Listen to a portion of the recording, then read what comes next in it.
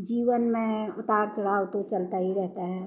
कई बार हमारे सामने ऐसी विकट परिस्थितियाँ उत्पन्न हो जाती है कि लाख प्रयास करने के बाद भी हम उससे बाहर नहीं निकल पाते हैं। जब हम सकारात्मक सोच और शांति के साथ इन बातों पर ध्यान दें तो शायद हमें सफलता मिल जाए। वक्त एक सा नहीं रहता। लाइफ में सुख और दुख दोनों मिलता है। सुख और दुख दोनों मिलकर बना है ये लाइफ। यदि आज बुरा वक्त है तो निश्चित ही कल अच्छा होगा। बुरे वक्त में अच्छे वक्त का इंतज़ार करें और कठिन समय में विश्वास रखना है कि ये वक्त नहीं रहने वाला।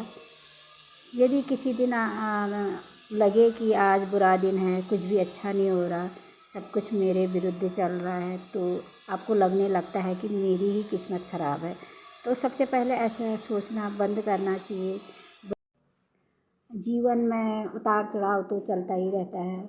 कई बार हमारे सामने ऐसी विकट परिस्थितियाँ उत्पन्न हो जाती है कि लाख प्रयास करने के बाद भी हम उससे बाहर नहीं निकल पाते हैं।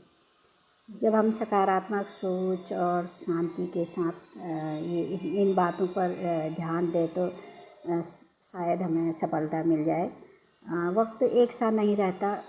लाइफ में सुख और दुख दोनों मिलता है। सुख और दुख दोनों मिलकर बना है ये लाइफ। यदि आज बुरा वक्त है तो निश्चित ही कल अच्छा होगा। बुरे वक्त में अच्छे वक्त का इंतज़ार करें और कठिन समय में विश्वास रखना है कि ये वक्त नहीं रहने वाला।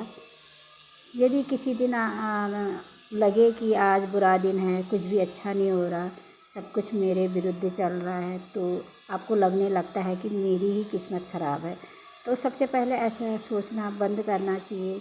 बुरा समय किसी के लिए भी आ सकता है।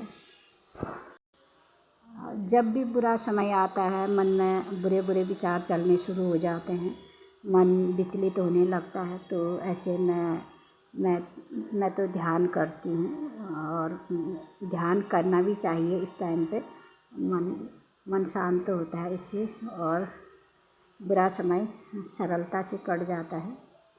जो होता है अच्छे के लिए होता है। ऑल इज़ वेल वाला एटीट्यूड अपना के आप मुश्किल समय को आसान कर सकते हैं। एक काली रात के बाद सुनहरा सवेरा। रात चाहे कितनी भी काली क्यों न हो, सूरज की एक किरण उस अंधेरे को उजाले में बदल देती है।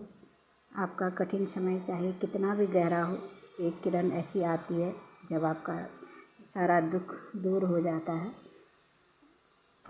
बहुत से लोग हैं जिन्होंने एक दिन नहीं, 2 दिन नहीं, बल्कि कई वर्षों तक मुश्किलों का सामना किया है।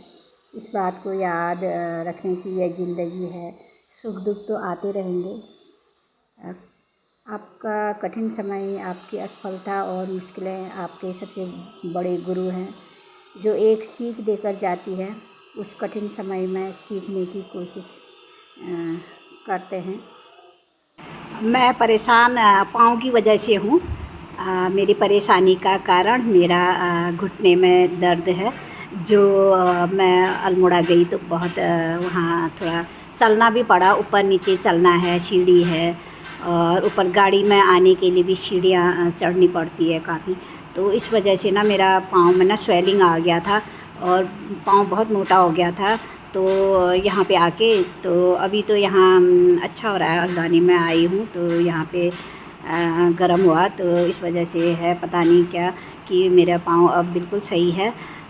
स्वेलिंग भी कम हो गई है। तो मैं आज इसीलिए ब्लॉग बना भी रही हूँ। इतने दिन तक मैं इसी वजह से नहीं बना पाई कि मैं जा नहीं पा रही थी, बाहर भी नहीं जा पा रही थी। तो अब बिल्कुल सही है। अब सही है, वरना घुटने में इंजेक्शन लगाना पड़ता है कभी कभी, जो कॉस्टली भी होता है। मैंने पहले दिल्ली में लगाए हैं 2 इंजेक्शन और यहाँ पर भी लगाया और मैं सोच रही थी कि और लगाना पड़ेगा मुझे, लेकिन अब बिल्कुल सही है।